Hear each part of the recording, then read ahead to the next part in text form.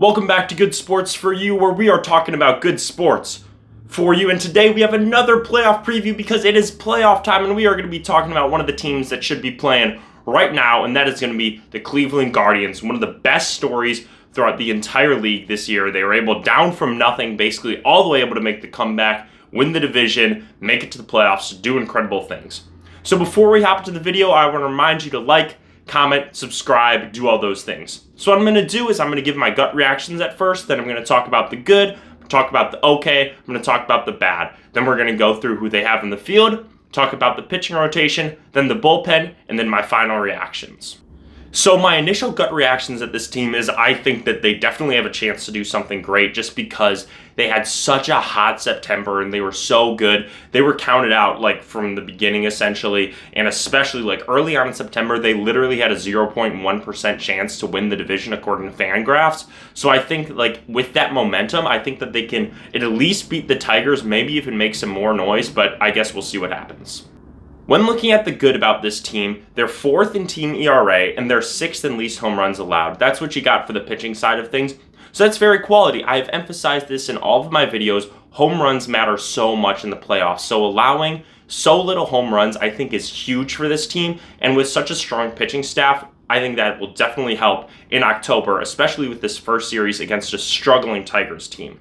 And then they're fourth in fielding runs, which is very solid. That's just a thing to clean up around the margins, and stuff like that. My concern, though, is with all these good things, that is three good things that I mentioned, and that's it. And one of them is kind of like it's nice that you have that. And they're fourth, like I said, fourth in fielding runs. Like, that's awesome and that's good.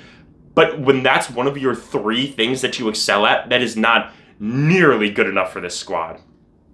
Now we're going to look at the okay things a little bit. They're 15th in WHIP. They're 10th in opponent batting average, and they're 14th in K per 9.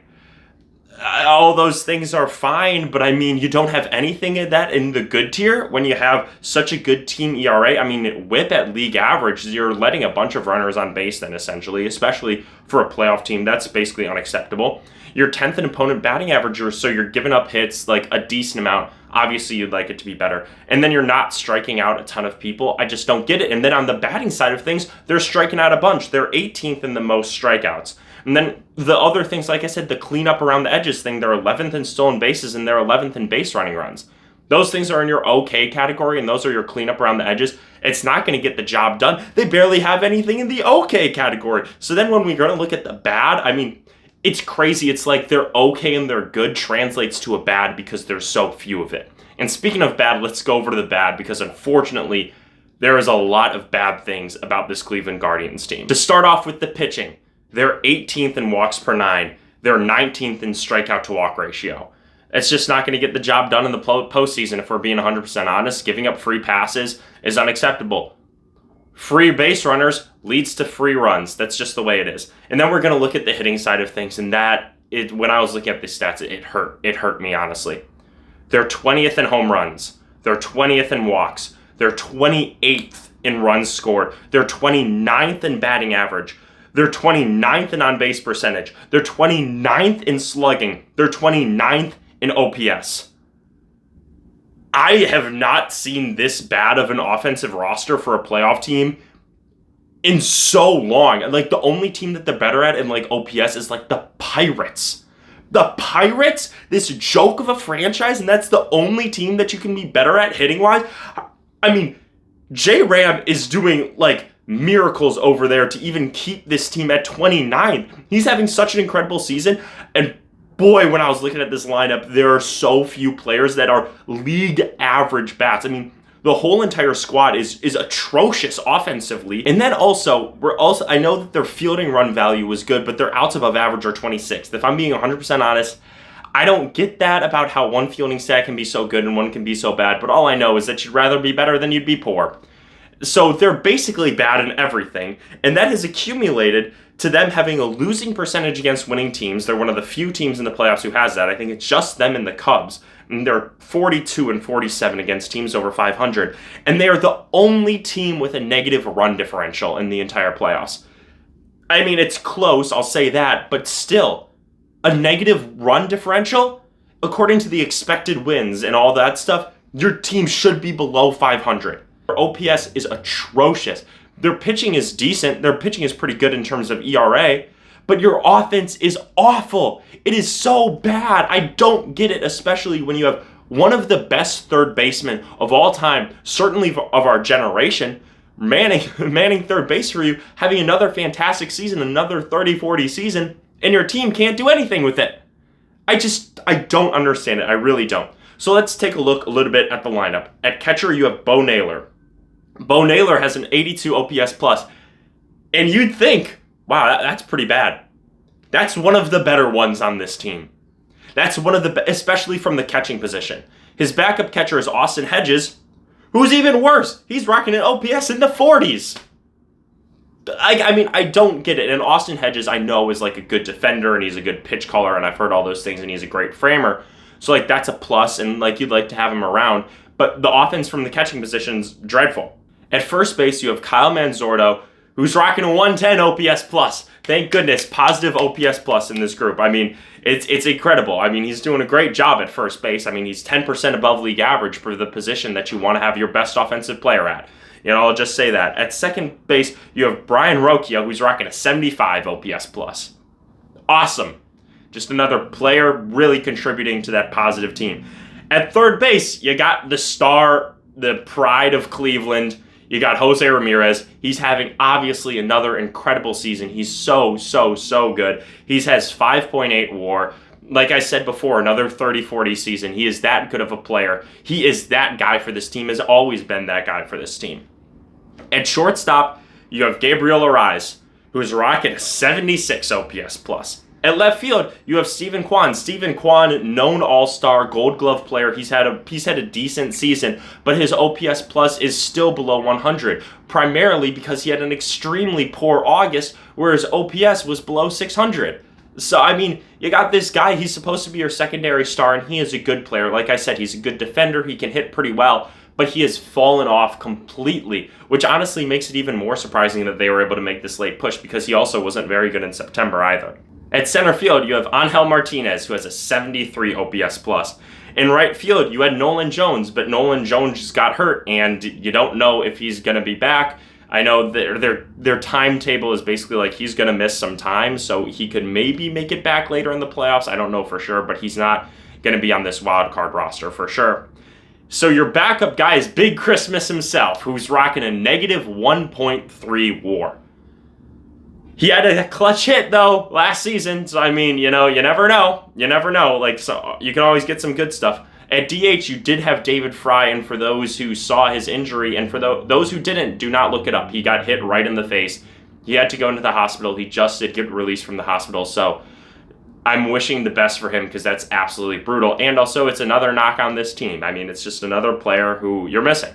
On the bench, you have Daniel Sheenman, which is really nice because he can play a little bit of everywhere. So if you need to run him somewhere else, so you can get another guy DHing, like they can absolutely do that.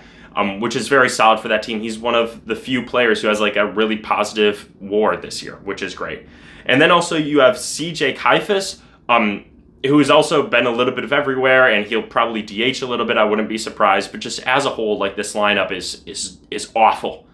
It's just dreadful. I mean, it hurt to go through. I mean, Jose Ramirez is doing everything that he can, but I don't think it'll be enough. When looking at this rotation, your number one guy is going to be Gavin Williams, who's rocking a 3.06 ERA. He's almost at 4 WAR in the season, which is awesome. My only concern is you're going against Skubal, who's obviously one of the best pitchers in all of baseball right now. At your 2, you're going to have Tanner Bibby, who's about a league average pitcher, slightly above, but the thing about him is he can eat up innings. He's pitched a lot this season. He has a couple of complete games under his belt, which is absolutely huge, especially in the playoffs when teams are going to try to get to that bullpen quicker.